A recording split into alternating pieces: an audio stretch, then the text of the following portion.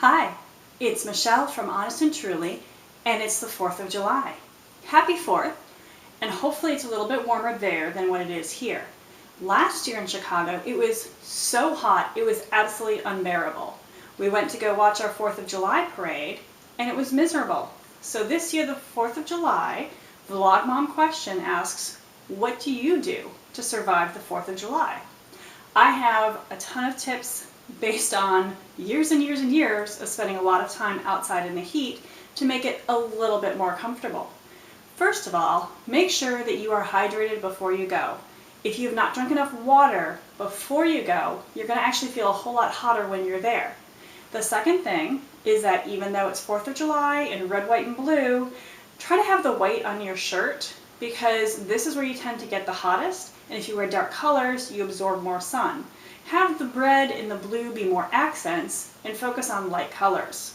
The other piece too is to make sure you've got a hat on because that's going to protect your head from the sun, and when you don't have the sun beating down on you, you actually feel a little bit cooler than you do otherwise. The third thing is to make sure you keep your pressure points cold. So the back of your neck, your arms, and so forth, if you can keep those a little bit cool, you're much more comfortable. My secret for this is simple. I take a towel and I get it wet. Not wringing wet, but damp.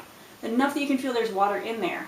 And I leave it in a cooler with some ice. When I get cold, I simply take it out and I get a nice big one like this so I can wrap it around my neck for a little while until this gets warm, and then I trade it out for the next one and put this one back. It's a great way to stay cool when it's really hot out.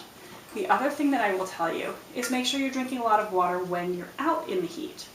What I do for this, and especially to make sure my water stays cold, is I will fill it up, maybe about this full, and then I will freeze that water on its side.